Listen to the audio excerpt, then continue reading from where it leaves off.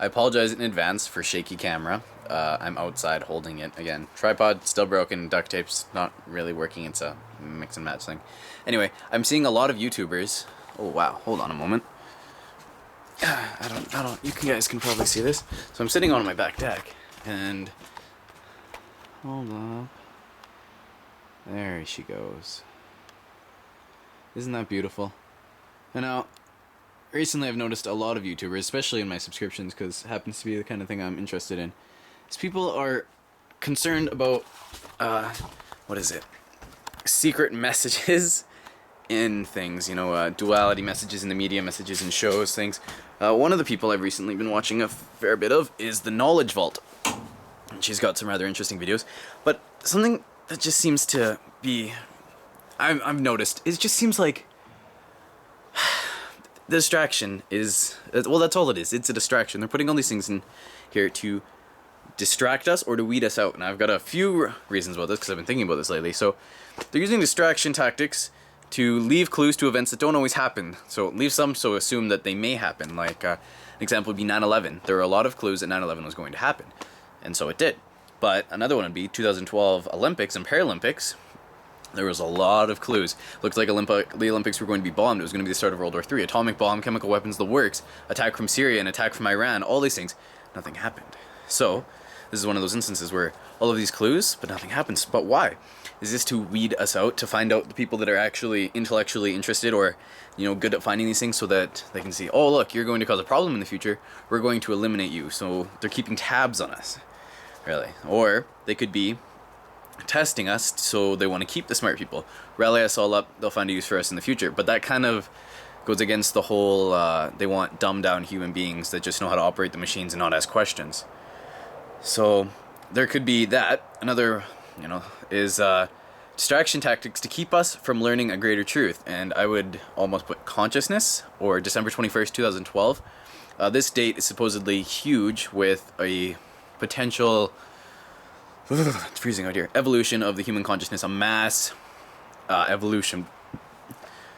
Could be that they want us to be preoccupied with other things and not really look inside of ourselves and to realize what we're actually capable of. Okay, sacrificing for ancient rituals. What are the purpose of these? If you believe in God and Satan, you would say, okay, well, they're sacrificing people, celebrities, setting all this up. If you watch Obama, it's when he says, yes, we can, it's thank you, Satan, backwards. But they're sacrificing people because they worship Satan, maybe. Believe in Satan and God. If you believe in one, there has to be another. So God, which I liken to as consciousness, and Satan, which is like the detachment from consciousness, basically the Lucifer experiment, if you know about that. So maybe, or they're just... Yeah, I'm not exactly sure about that. It's a open-ended question. Why are they doing the things they do? We don't exactly know, but it's interesting finding out the answers. But maybe it's too interesting, and that's why it's distracting us. But understanding a problem or a situation is the only way to fully create a solution to it. So I understand that aspect. Been there before. Sometimes it doesn't always work, though. It consumes too much time and energy. Another interesting thing I've been recently reading about, I found on Knowledge Vault a mention of Stargate. So I decided to look into it a little bit. Iraq, I think, was where the Anunnaki, well, one of the two major Anunnaki cities, the original base of civilization, I think, was in Iraq. And apparently they have a Stargate, a natural Stargate there. But it's a masculine Stargate, apparently. Now, there's one in Iran as well, and this is a feminine. So the war in Iraq was potentially to gain control of, and one reason anyways, to potentially gain control of this Stargate. And now if they get the one in Iran, well, who knows what unimaginable power that they could create or have access to now with this. And so maybe this is one of the reasons why they want to go to war with Iran. Now, this is something interesting in regards to consciousness.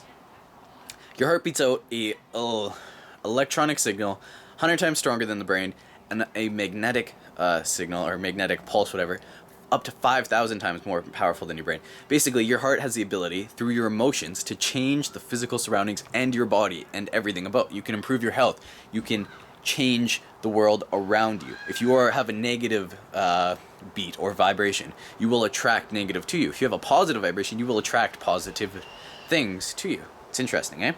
So now I thought about that. How many Muslims are there in the world? 1 billion, billion plus. 1 billion Muslims praying for the destruction of America, the infidels, right? Because America is evil as well. Not what's ruling America is evil, and I would also go so far as, you know, what rules America is also what rules the world at the moment. It's the Rothschilds, the Illuminati, the royal bloodlines, whatever you want to call them exactly. So 1 billion people using the Isaiah effect, if these people all concentrate like it's actually already happened and deal with it like the emotions like it's already happened, like great happiness that America was destroyed, 1 billion people praying for the destruction of America, is it possible that America might actually be destroyed just through this consciousness deciding that it should be because all of these people will it? Possible. Isaiah effect, I would suggest looking into that. It's kind of a cool little thing. Now, this is a little interesting thing about the Rothschilds. Rothschilds controlled banks. How many countries are controlled by the Rothschilds? Every country in the world minus 3. Up to, or pre 9/11, there were 7 countries that weren't controlled. Afghanistan, Sudan, North Korea, Iraq, Libya, Cuba. Did I say Iran? So 7. 2003. Where did we go? Afghanistan, Iraq. They now have central banks. 2011. Where did we go? Well, states anyway. Sudan and Libya. They now have world-controlled or central-controlled banks by the Rothschild family. How many countries does that leave that don't have a Rothschild world bank? 3 countries. Can you guess what those 3 are? Iran, North Korea, and Cuba. Interestingly enough, Iran. Hey, we need to go to war with Iran. They are the axis of evil. They are the very evil in the world. I heard that before with somebody, what was it, George Bush? They are evil, they have weapons of mass destruction. Right, no weapons of mass destruction.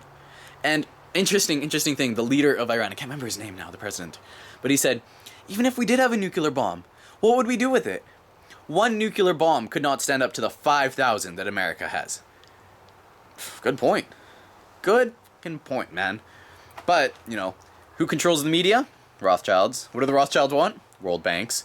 All over the world, the whole world controlled by their money system. What do the Rothschilds own? This isn't everything, but this is a big chunk of it. Bank of England, the Federal Reserve, European Central Bank, IMF, World Bank, Bank of International Settlements. They control and own the London Gold Exchange that sets the price of gold every day. Are you beginning to see? When you step back and you look at all these little things, absolute control clearly is the goal. But now it's not just about physical control now, it's also about spiritual, mental control.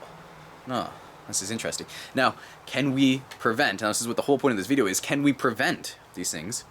I personally don't think we can. Now, as much as we would like to enjoy the thought, say through the Isaiah effect, that if all of us wanted change for the positive, that we could. Well, okay, but personally I don't think by ourselves that we can do it. So, what do we do? I'm asking you guys for your personal thoughts and solutions on this problem.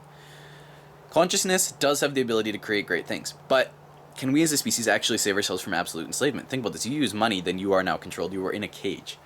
The only way that you can truly free yourself from this cage, even if you have to use money, is by personally freeing yourself. But there's too many distractions. Doesn't matter if you're dumb and you just watch TV all day, or if you're super intelligent and you're reading into, say, TV, stories, news, everything, and then finding the things out like we're finding out about things like the Rothschilds and these potential Stargates and secret words in the media that mean secret things that lead to to other events, things like that. Doesn't matter. They're all distractions.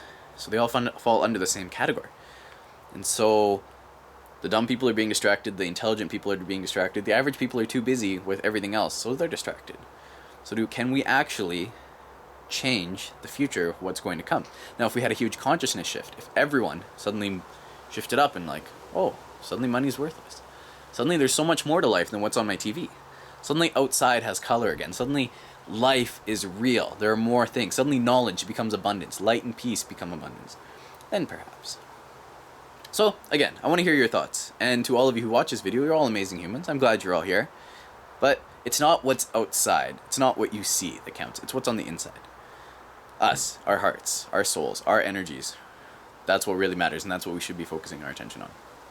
Peace and love, my friends. Namaste.